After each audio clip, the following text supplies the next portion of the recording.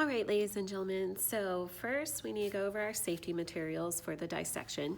You're going to need to wear safety goggles, and with the safety goggles, remember there are vents that you can pop up so that way the goggles don't fog on you. And it also has an adjustable strap on the sides. You'll also need a pair of gloves. These are latex free, so we shouldn't have any problem with allergies. You have a dissection tray. It has a rubber mat that's removable. The thing that students are tempted to do that you should not do is you should not stab the instruments into the rubber mat. It dulls the instruments and then we have to buy more. For instruments, we have two types of probes. We have a blunt probe. It has that name because it's not sharp. You can use this to work with functions within the crayfish, but you can also use it to point out structures. And we have a sharp probe because it is like the end of a needle. You can use this with dissection to move around fine parts. We also have what you would call tweezers, but in science we call them forceps. And then we also have scissors. I'll include a couple of sets of scissors because we never know when the scissors have been dulled, and then magnifying glass. So I'm going to go ahead and place on the gloves. With these specimens, the lab safety sticker specifies that you wear gloves at all times when you're handling the crayfish because they have been preserved in a substance that has a little bit of formaldehyde in it, which has been shown to cause cancer in laboratory rats. Also, if you are sensitive to airborne particles, you need to make sure that you're not right over the crayfish and breathing in those vapors. And then last but not least, if you are pregnant, you need to make sure that you come and tell me so that way you can sit this lab out.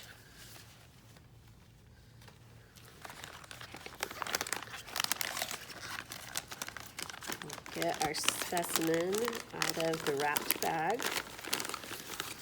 These specimens have been soaked in a preservative, which means they are not going to bleed.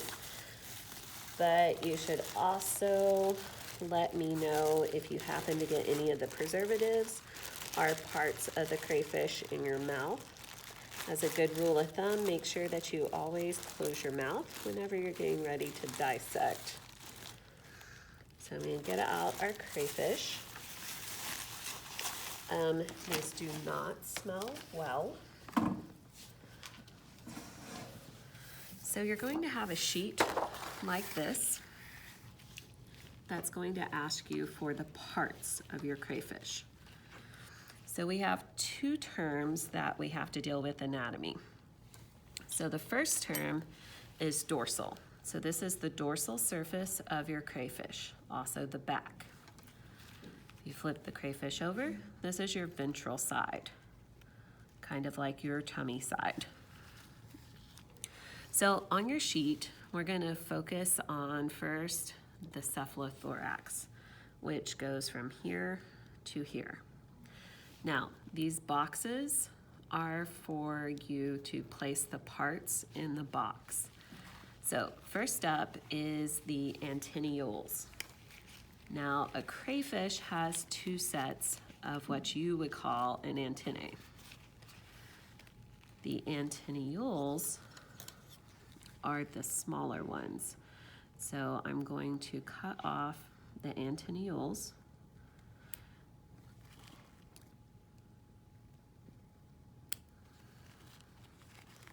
And you're going to need to place your antennae on the sheet. Next are the antennae. So these are the longer ones. They're a little bit easier to cut off.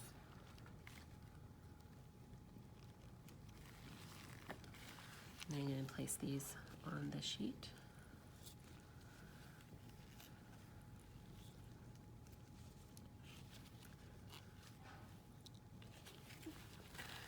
Now, just because your crayfish doesn't have all of its antennae or antennules, just means that these are territorial creatures, so they may have gotten into a fight and they may have lost parts of their appendages.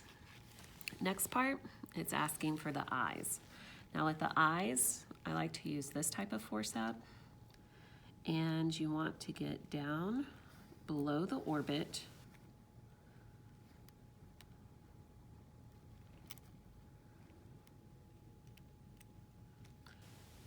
and this allows you to take out the eye. There's one on each side.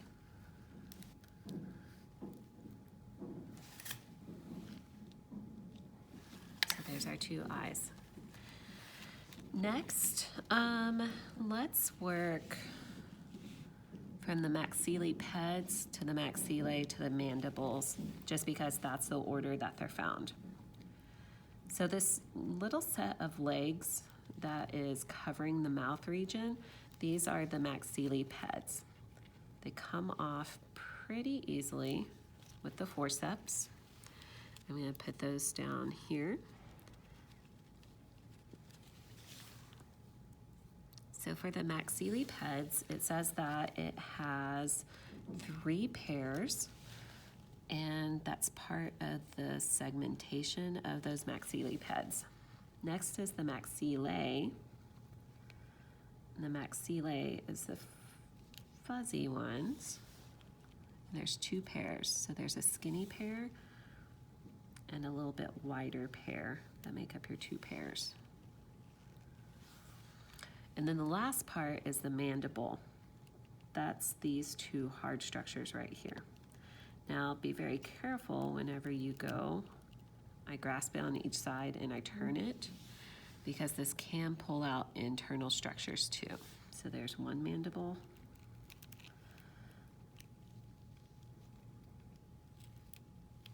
And 2 mandibles.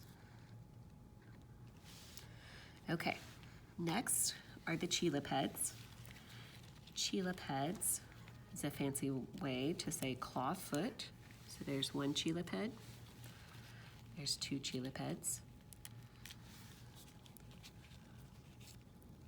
And then it tells me I have 4 sets of walking legs.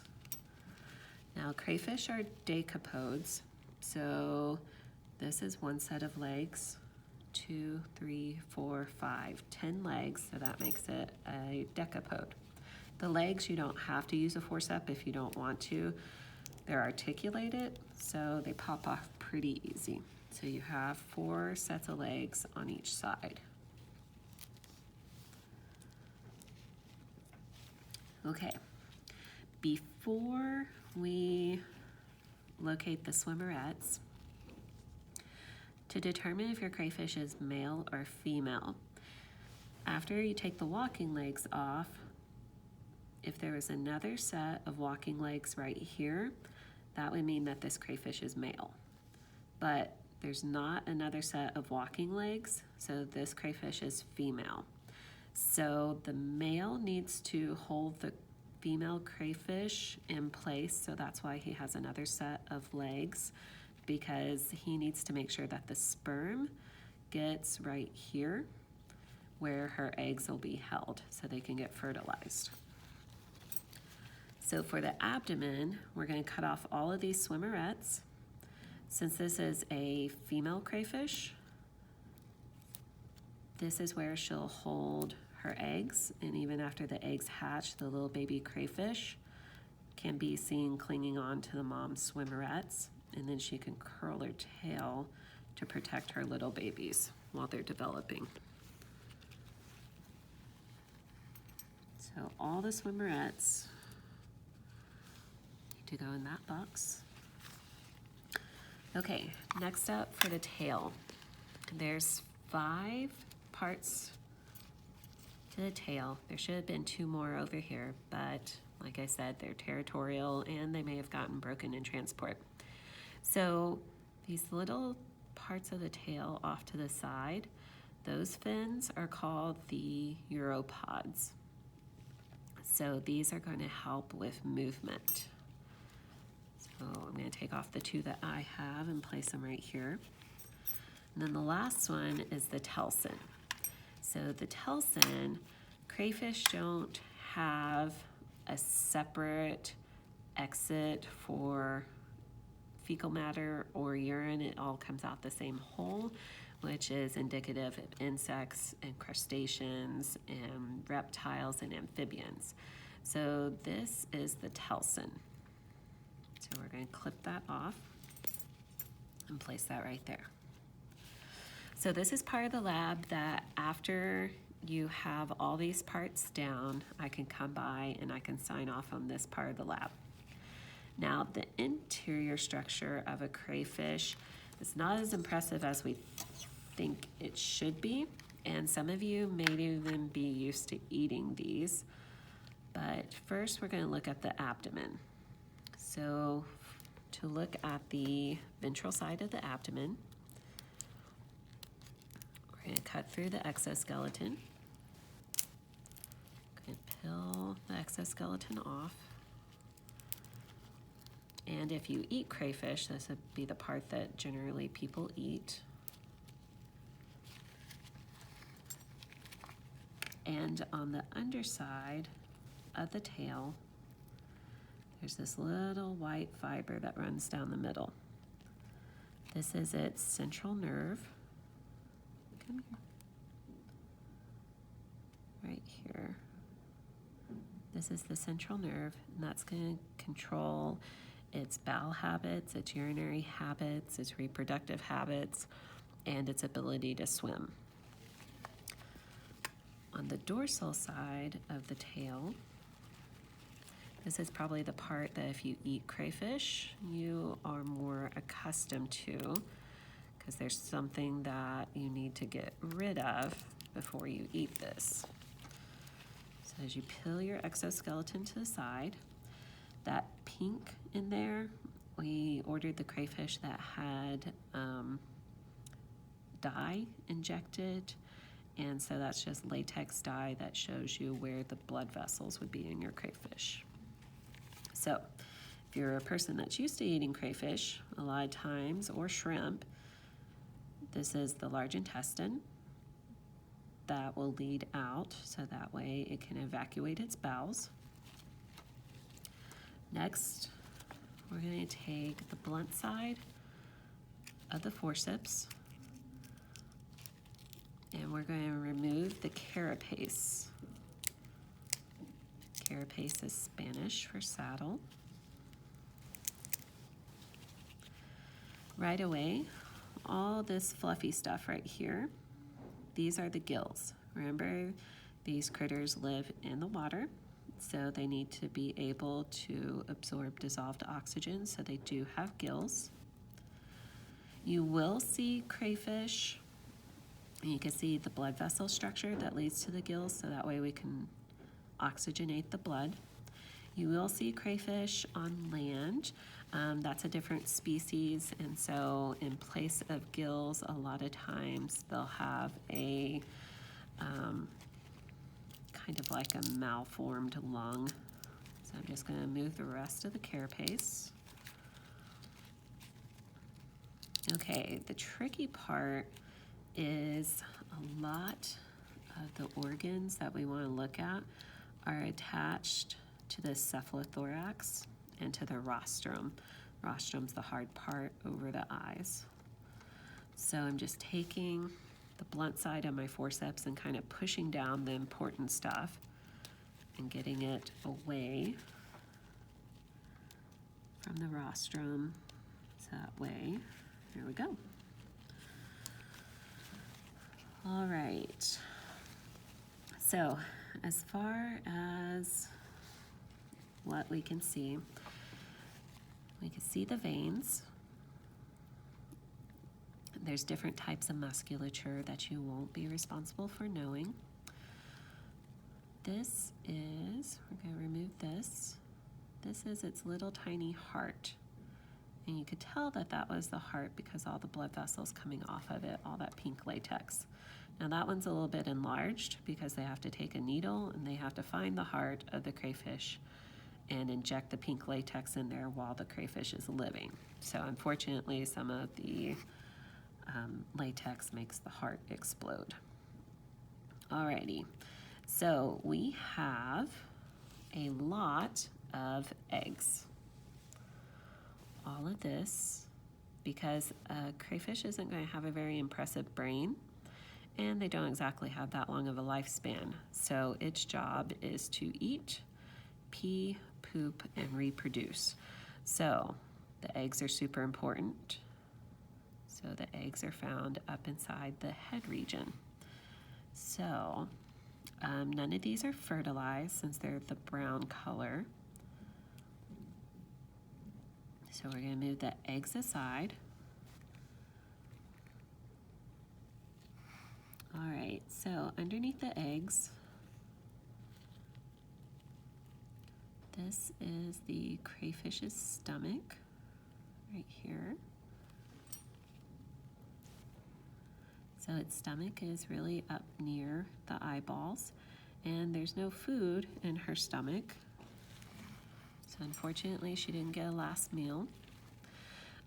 This kind of white, gunky matter, this is called the green gland, can be associated with like our gallbladder because they are going to eat other macroinvertebrates and even small fish. So they need some form of digestion to break down fats. So it's called the green gland. And a crayfish could be called a gallbladder for us.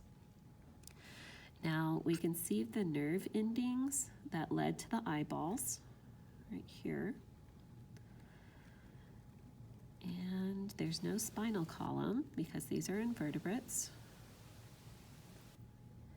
And we have the gonad structure, which is what will produce the eggs. If this was a boy crayfish, it would produce the sperm. So there is the gonad structure that turned into ovaries. And as far as the brain goes, I unfortunately kind of dumped that out.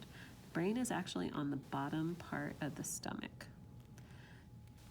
So we have a little bit of the digestive system, and then here is the little teeny tiny brain of the crayfish. So to clean up, is safe for you to take all your crayfish bits and put them in the trash. You'll need to wash your tray, wash your utensils, disinfect this sheet, the tabletops, and wash your hands with soap and water, even if you think that you didn't get anything on you. So that is our crayfish dissection lab. Thank you.